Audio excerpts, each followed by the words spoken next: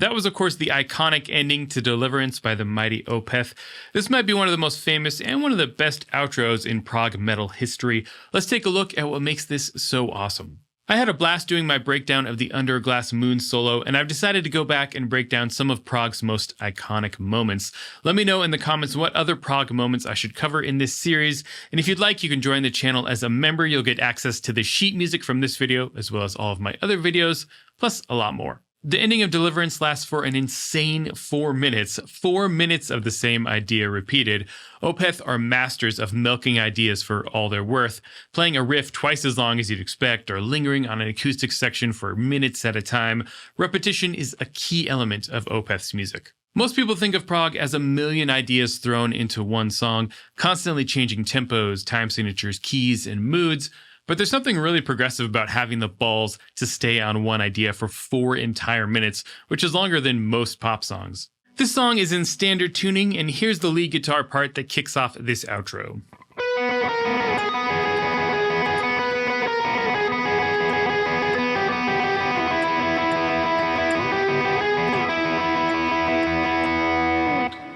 We're rooted on E here for this whole section. In fact, the rhythm guitars never play anything except an E or a low E power chord. The lead guitar is pedaling on the open B string and then playing higher notes on the G string. Those higher notes are B, A sharp, G sharp. That plays twice. And then you have G to E and then G, G sharp, E. This is a pretty interesting group of notes. Now, what I like to do when I'm analyzing a single note part like this is to line the notes up in order and see if I can find a scale or mode that contain all of these notes. So we'll start on E. We'll go E, G, G sharp, A sharp, B sharp. Now, there's also a note D in the lead part that happens in the other section of this outro. So altogether we'd have E, G, G sharp, A sharp, B, D. Really, the only scale that has all of these notes is a half-whole diminished scale, which is a symmetrical scale consisting of half and whole steps alternating. In E, that would be E, F, G, G sharp, A sharp, B, C sharp, D. And you can see we have all the notes from that riff in this scale. Now, diminished scales have a very dark and unsettled feeling to them. It's perfect for this kind of music, but there's another way we could look at these notes as well. The first 3 notes are B, A sharp, G sharp. If we take those on their own over this root of E, we get a Lydian type of sound. And now Lydian is a major mode, and this very much has that major sound.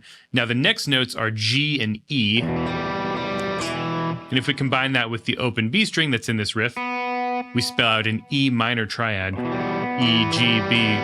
So we're moving from a major sound to a minor sound. And you can hear that mood change in here.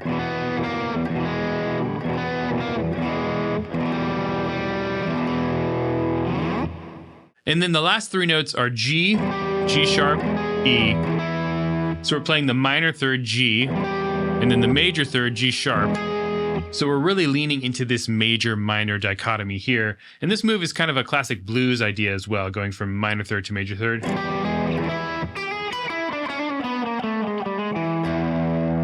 Although this doesn't really have a bluesy sound to it at all. The lead part is happening over top of the rhythm section, which is playing this very cool rhythmic figure that's 8 bars long.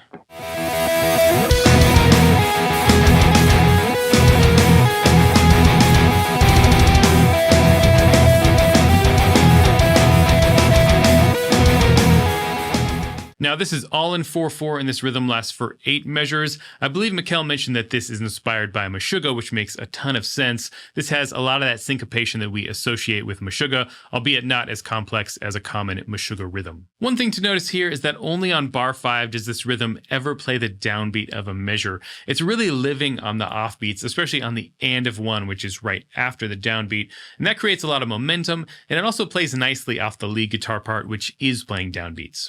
The first 4 measures are built on this rhythmic figure that starts on the and of 1, 1 and 2 and 3. The first and third bars end on beat 3, and the second and fourth bars end on the and of 3, 1 and 2 and 3 and. And then at the end of the third bar, there's an extra eighth note on the and of 4.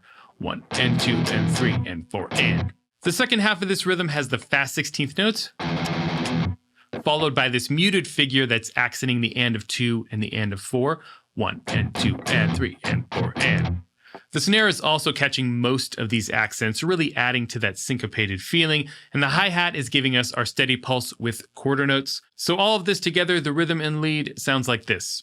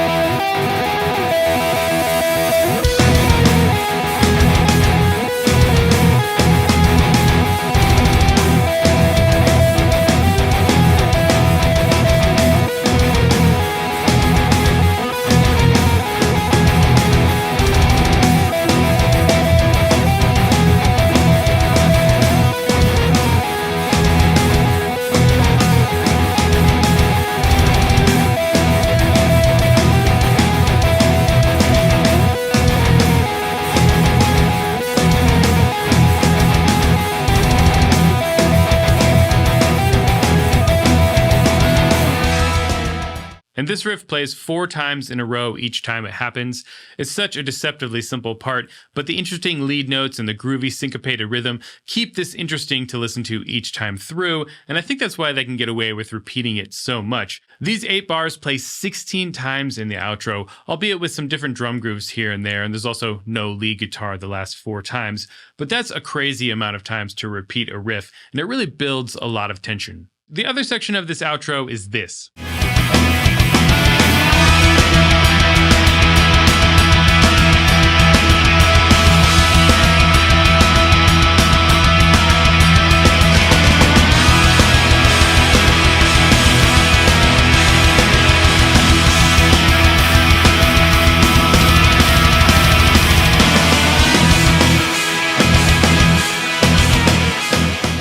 The lead part here is a variation on the other lead part. We have B, A sharp, G, G sharp, D, played down an octave.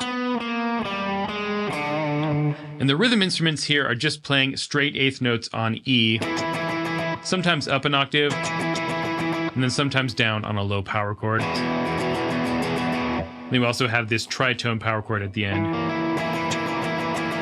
And the drums are also much more straightforward here. And this is a really nice contrast to that main riff. It builds the tension really well before it kicks back into that really syncopated main rhythm. Here's the entire order of the outro, 2 times with just the lead guitar and a little bit of drums. You have 4 times through the main riff, then the secondary riff, 4 times through the main riff, again, this time with cymbal accents on 2 and 4 of each bar, then the secondary riff, then you have 4 times through the main riff again, then the secondary riff again, and then you have 4 times through the main riff at the very end. This last 4 repeats, there's no lead guitar happening, it's just the rhythm instruments underneath. And then it ends on the and of 4 of the 7th bar of the last time through the main riff. Laughing at me.